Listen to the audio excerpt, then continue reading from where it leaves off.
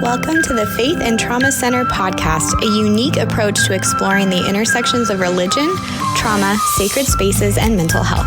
Each month, we choose a different topic to discuss weekly from different perspectives. The first week, we explore the faith, community, and clergy perspective. The second week, the mental health practitioner perspective. The third week, the perspective of individuals working to heal from religious trauma.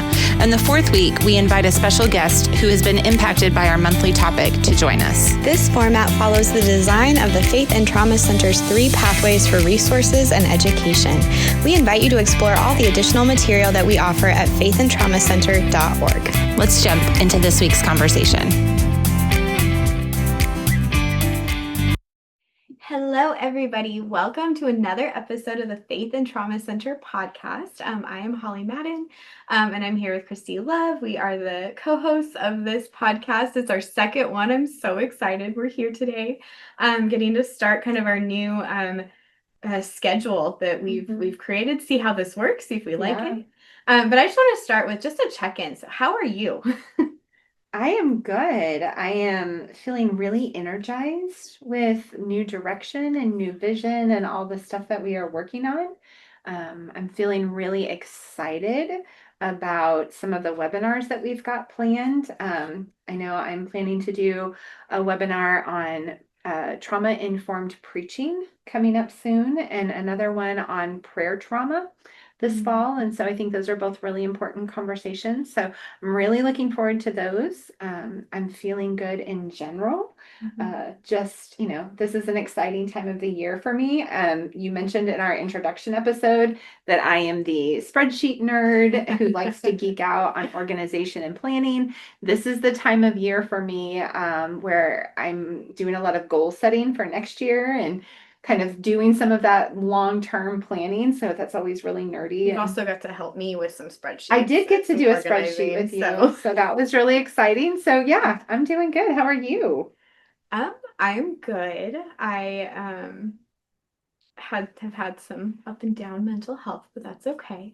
It's important to name those things. I got to go for a run today. So my family and I are out here for a month. We've been here getting to visit you guys and just spend some very much needed time together.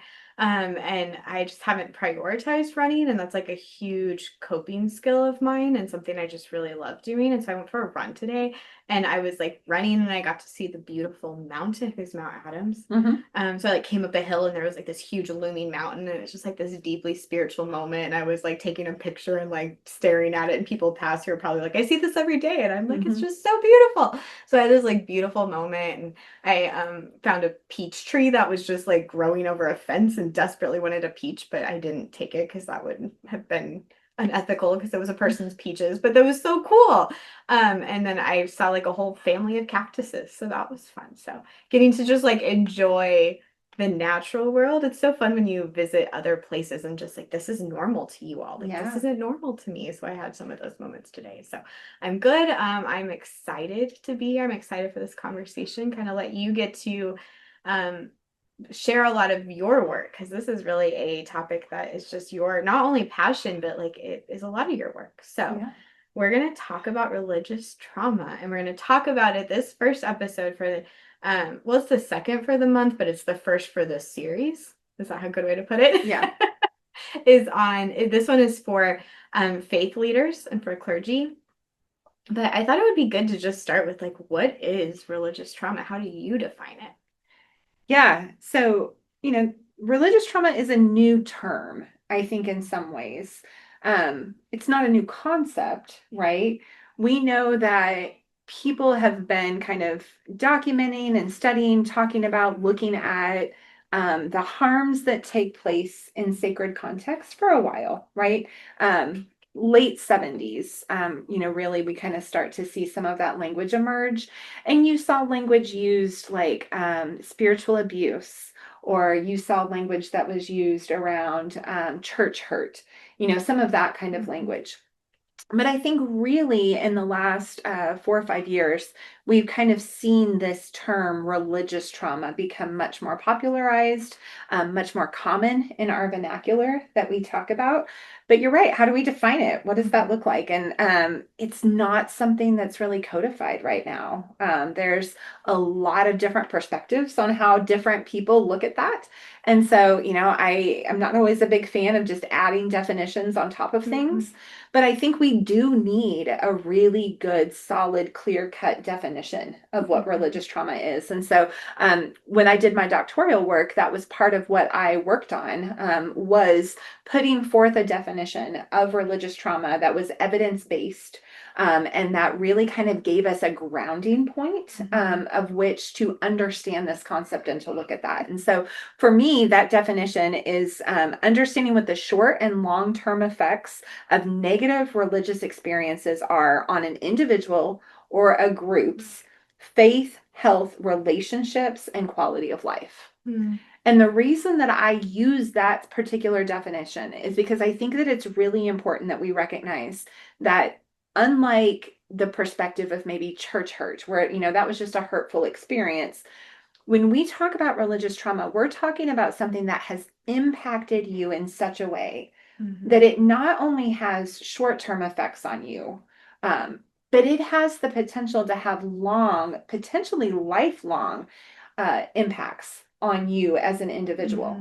Another thing that we know is that there are groups, I call them affinity groups in my research, who have similar lived experiences, and the impacts on them follow similar patterns, right? So a singular individual has their own set of impacts, long and short term, but a group of hyper vulnerable people, for example, homeschooled children or adults who were homeschooled as children, or individuals who spent time in the foster care system, or members of our queer community, right? They have a group dynamic as well, where religious trauma has also impacted them individually and collectively.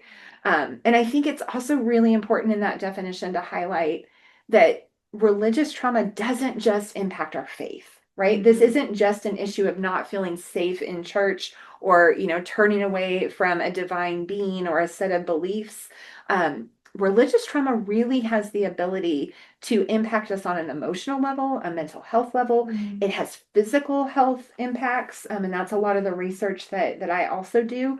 It impacts our relationships. It has socioeconomic impacts on a person. And so when we talk about religious trauma, this much wider lens, I think, is something that we really need. And so for me, this particular definition gives us that much more holistic view of how big this issue really is. Well, and I think of because we both do a lot of work with trauma in general. When you think of when you experience trauma, I think that there are types of traumas that are just really easy to identify. Like if you've been in a horrific car accident or something like that, there's a lot of times oh yes, this moment was traumatic for me. I still have lasting impact of that. But there's also a lot of trauma that is not always easy to identify. Right. And I've we've done a lot of work together on religious trauma for a long time, and we both have religious trauma and have deconstructed that and processed that and worked through that. And so I'll be in settings sometimes where I'll name religious trauma and people just look at you it's what is that? And also I think there's a context of assuming that that's on this extreme level. And just naming so much of religious trauma. I think there's a moment for people when they're oh, that was normal. That was this was my community. This is what I was raised in. Yeah, I didn't always like it, but this was safe to me. Because I think that's what religion was supposed to be is a safe community, and coming to a place of oh, this is normal. And all of a sudden being oh, wait, I'm not supposed to feel this way, or I'm not supposed to look at myself this way. I'm not supposed to have these reactions. I think that's really important to name, because I think even maybe you can speak to this more pastors and clergies, oftentimes, not always, part of that passion to go into those roles are probably because there's been experiences in religion before, and how many of even pastors and clergy probably wouldn't say they have religious trauma, but probably do.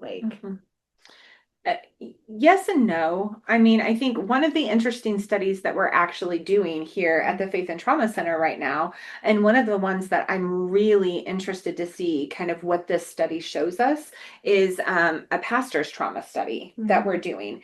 And so specifically trying to understand what kind of a traumatic uh, lens that people bring into ministry, right? And so by that, I mean, number one, let's look at the ACE scores, the average ACE scores of people that are entering ministry, right? Our ACE score is our adverse childhood experience score. So things like, did you experience physical abuse as a child, emotional abuse as a child, neglect, sexual abuse as a child? Were your parents ever separated? Did you have addiction in your home? Is there a history of mental health in your household? Was someone ever incarcerated? Did you witness domestic violence, right?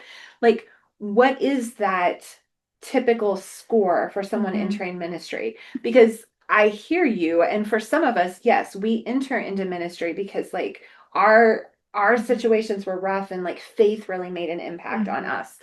But for a lot of people, I do think the path to ministry is also something that maybe was familial, right? Like, oh, my grandpa was in ministry, my dad was in ministry, my mom was in ministry. That's some kind of the business, quote unquote, that our family's been in, or, this is a respectable field. This is something that I feel like I could do, or I could manage, or, I'm really interested in some of these kind of components.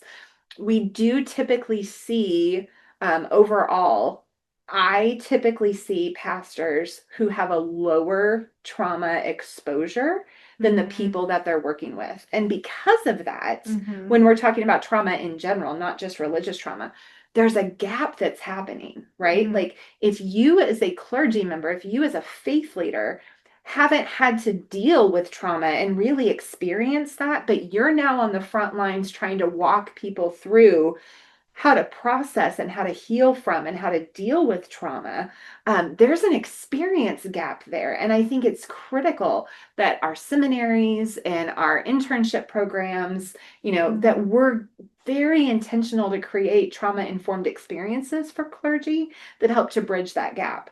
And so that's true of trauma in general. It's especially true of religious trauma, because a lot of times if you're a clergy person who only had positive experiences inside the church, but then you're suddenly doing ministry with people who don't trust the church and have a lot of concerns and have experienced a lot of these negative religious experiences that we talk about in my research work, you're not necessarily going to know how to frame those because there's a relatability gap that's missing in that space. And so I think it's essential that we're really trying to kind of close that gap with some exposure, with some conversation, with some awareness raising for clergy.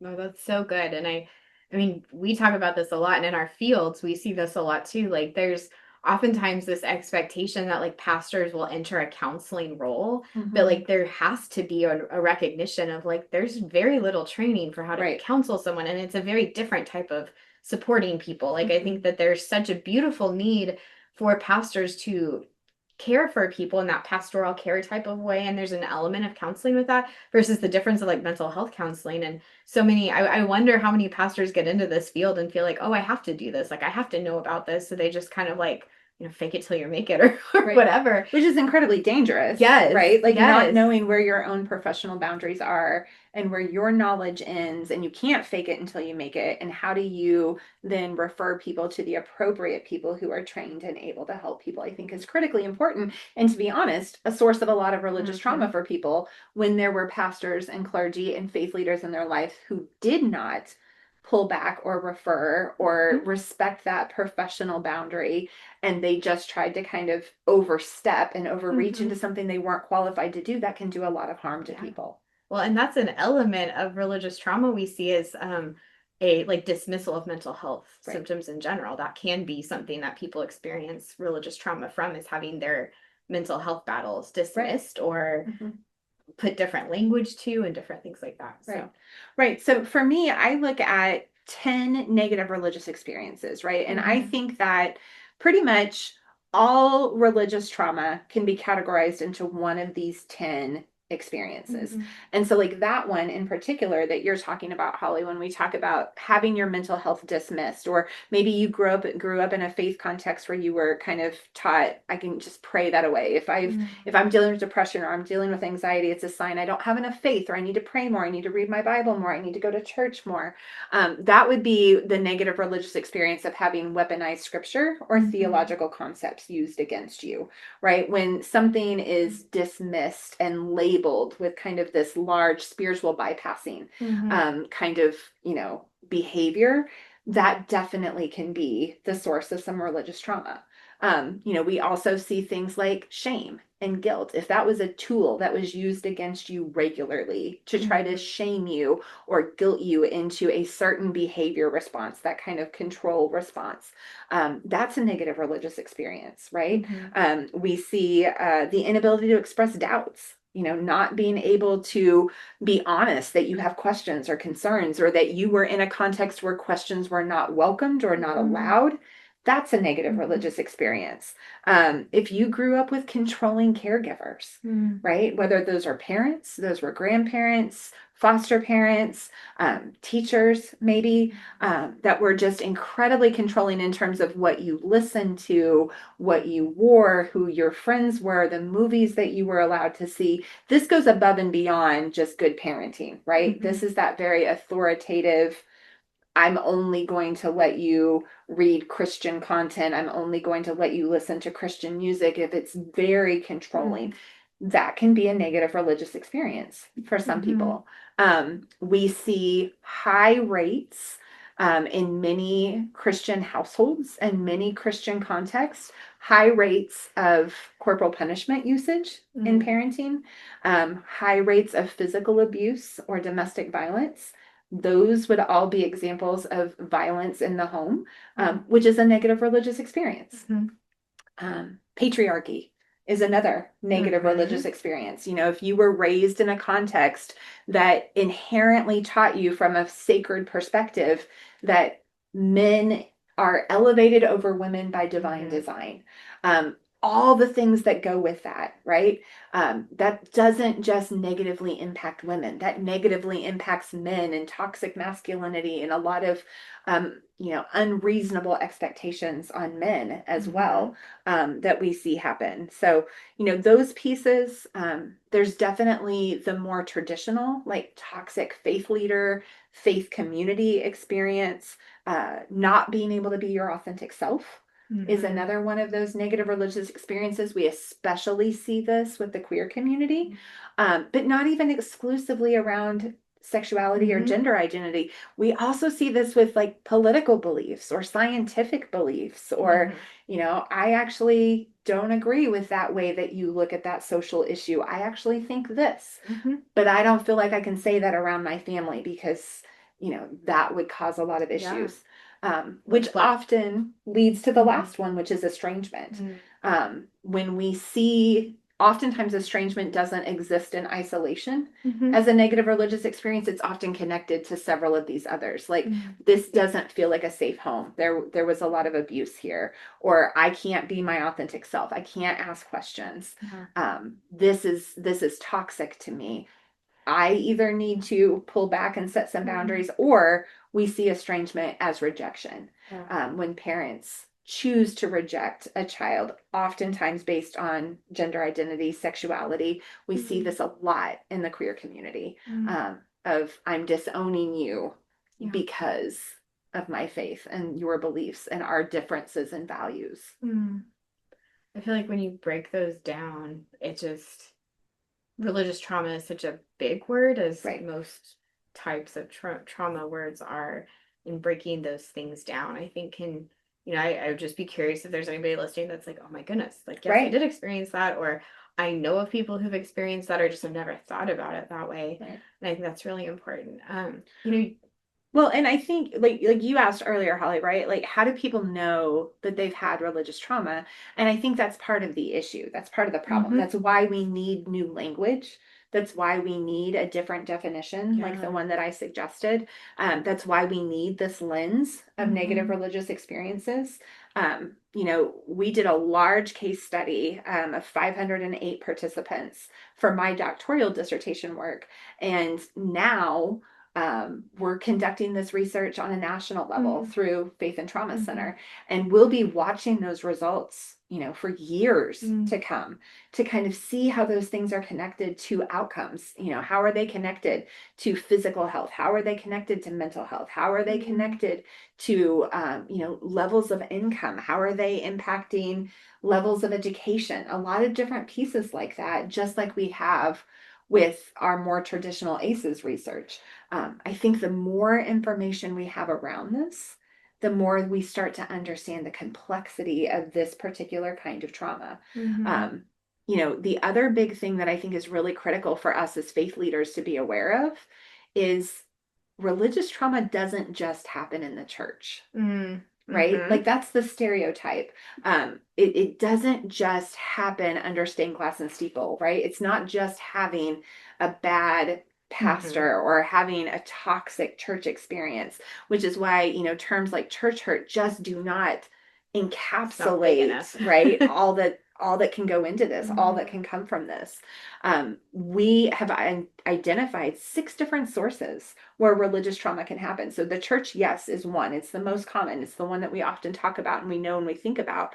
But the other one that's huge is faith-filled households, right? Being raised in a faith-filled home. And that doesn't just mean a Christian context, right?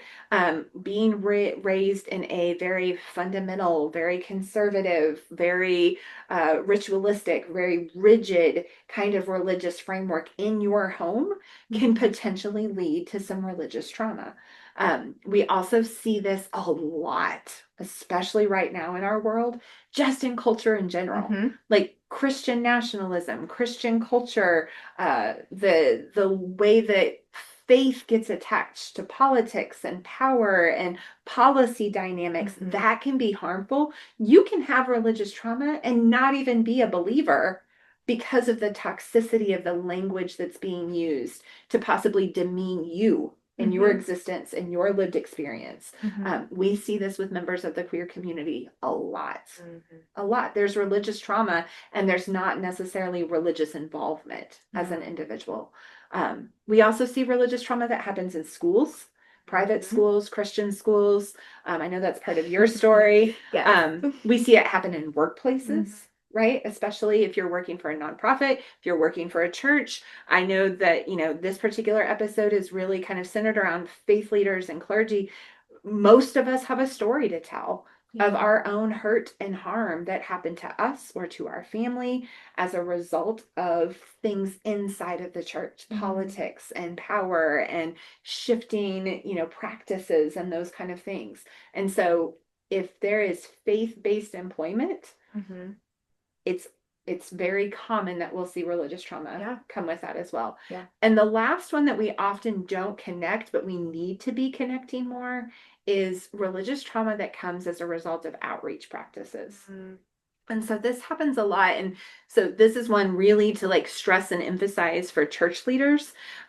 This is a place you have to be thinking of constantly is the outreach work that I'm doing in my community harming people because it's conditional in some way? So for example, you may think you're doing a great thing for the community by hosting a weekly meal for your unsheltered neighbors. But if you require your unsheltered neighbors to sit through a sermon before they're allowed to eat, that's not okay.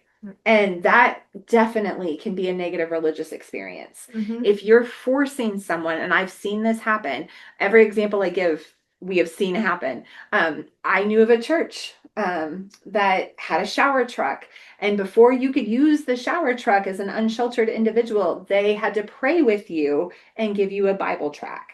Right. And so if those outreaches come with conditions or kind of an ulterior motive or an agenda, I call it the holy bait and switch. There's a very good chance that you're creating a negative religious experience for someone and that can be harmful. Yeah. I mean, in our church plant, we did that a lot with our outreach. We would have people be like, oh, so this is a church. And we were like, yeah, correct. But you don't want us to sit in a service or do anything faith. And we're like, yeah, correct. That's not this should be normal. We had in Missouri, where I still live for a little bit longer. We had a tornado that moved through the city. I don't think they actually ever documented it as a tornado, but it was a pretty significant storm. And we got to help serve a meal, and there was in a neighborhood that was a low income neighborhood that the power had been out for several days. And so the school that my husband works at, the kids were a part of, like, we got to help serve a meal just to be like, here's a hot meal, like for everybody here that just hasn't had hot food in a week. And we did it in partnership with one of the local churches that was in the middle of that neighborhood. And somebody came up to the pastor of that church, and very similar heart in what we did.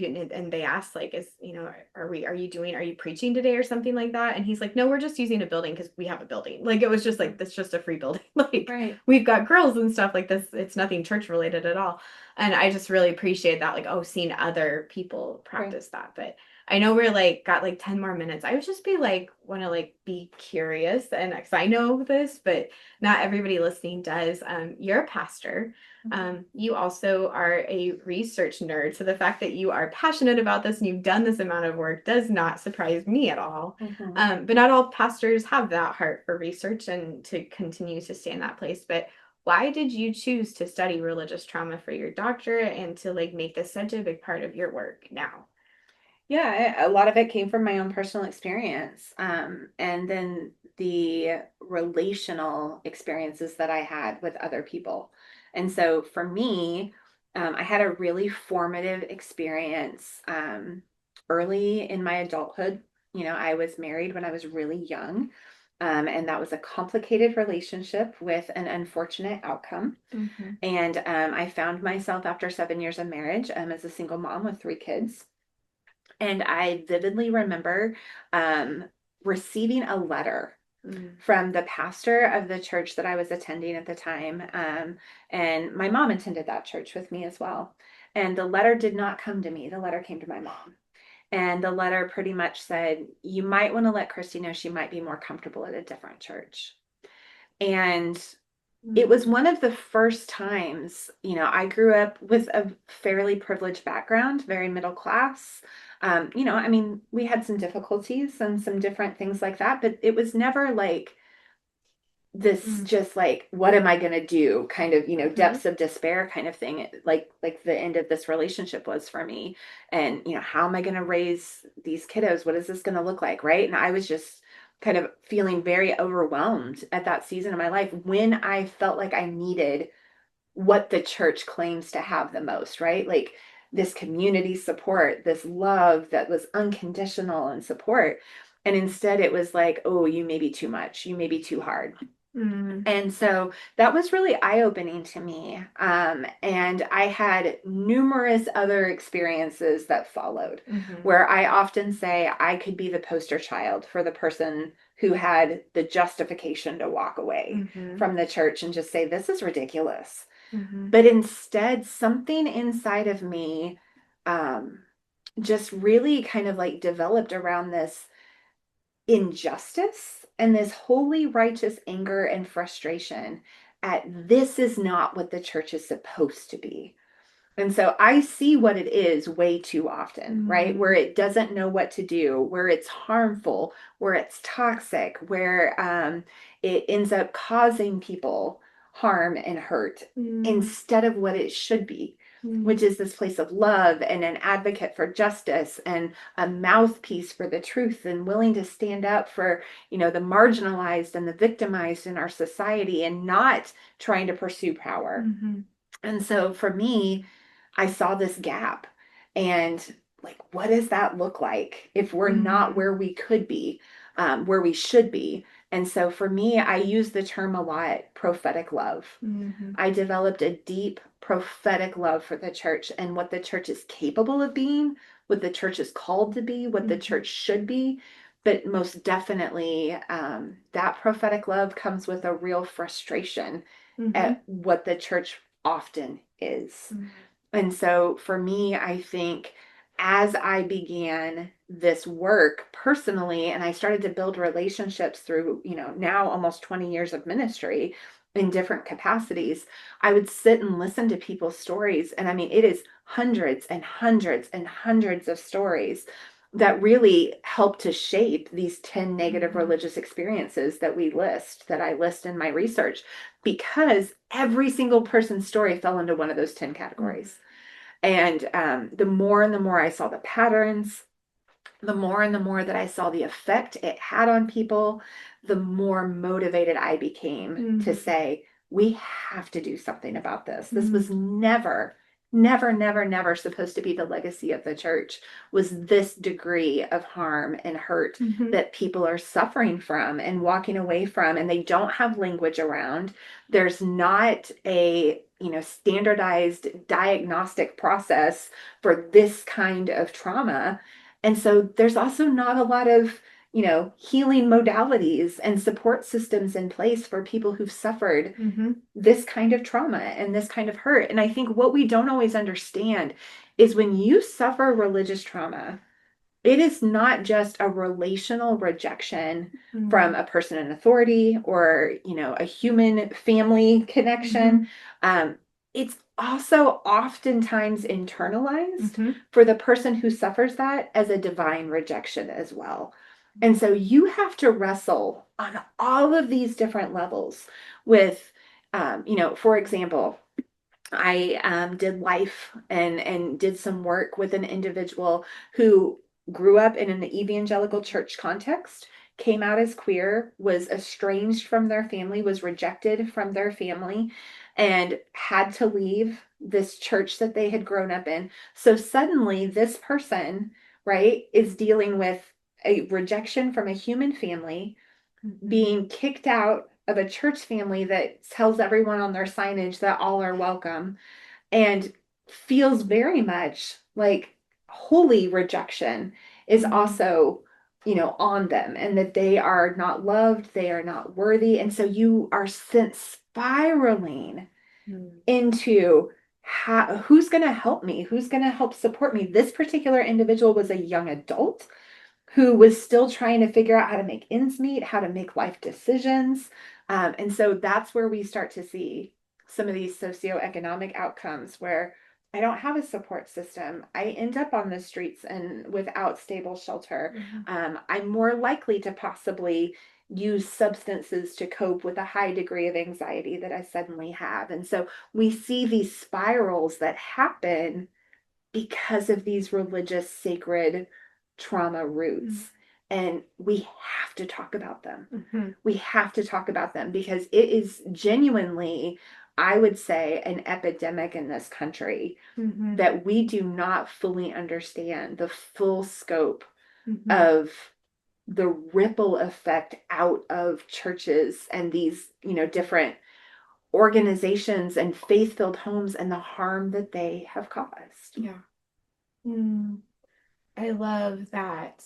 I think there is a movement, it's small, but it's there, of trying to recognize how much people need care for religious trauma. And I think especially like in the mental health field, it's coming from a non-religious Yeah. perspective of let me help you as you navigate this. Maybe you've left the church, you've left faith, you don't want to go back, or it's coming from like I'm not coming at a faith perspective. I love that you are doing this work as a pastor in a church, training other pastors, training other people, because I think there's still something to faith and church and religion that is still needed. And to put those together is just really beautiful to see. And I know I won't ever invade privacy, but I know you've shared with me just moments where you're like, someone came to my church today and just mentioned to me that like I've heard of your work in religious trauma and I have that and I Mhm. felt safe enough to come, or Yeah. come to your religious trauma supports groups, and just how some people still crave Yeah. that connection and how needed that is in churches. So that being said, what would you say to pastors, to clergy who are faith leaders who are saying, I want to know this, understand this better, I want to do this better in my church? Like, where do I go? Where do I learn more? Yeah. Yeah, absolutely. I mean, that's really why the Faith and Trauma Center exists, right? Is so that we can support people on different pathways to this journey. And so if you are on the clergy and faith pathway and you were like, where do I get started? You know, one of the best places to get started is the religious trauma certificate that we built here at the faith that I built here at the Faith and Trauma Center. It's a massive certificate program. And I say massive because it's 26 modules long. Once you purchase that certificate program, you have access to, like, there's no timeline. You can go through it as quickly or as slowly as you want to, but I really tried hard to jam pack those modules with lots and lots of bonus content. So like, I do a teaching in each video, and if that's all you want to engage with, that's fine. That's going to help incredibly increase your awareness, your knowledge base. But there are book chapters and studies and health journals to really kind of evidence-based show you what we're talking about. And so I think that's an important place to start, because we have to start by raising the level of awareness and education for clergy and for faith spaces. And then from that, you know, I think other pieces that are really important is to help participate in research. And so there's opportunities to do that here through the Faith and Trauma Center. There's also a real huge growing need for support groups and for support programs. Okay. Talk quicker, Christie. But one of the things is you cannot start a support group through the Faith and Trauma Center without going through our religious trauma certificate program. And that's because I don't just want anyone to say, oh yeah, that sounds like a good outreach, let's do that. You're going to end up doing more harm than you are good. And so going through that certificate program is going to give you the understanding, the framework, the lenses that you need. And then I lead several religious trauma support groups. We lead one here in the church that I pastor in person in Central Washington State. And then we lead an online support group that's going to be starting back up again in September through Faith and Trauma Center. And so there is some content that's developed there that once you become trained and you are interested in bringing that kind of a trauma-informed ministry outreach program to your faith community, we can work with you to do that in a safe, trauma-informed way. And so those are all key pieces I think are good starting points. I love that. I love that.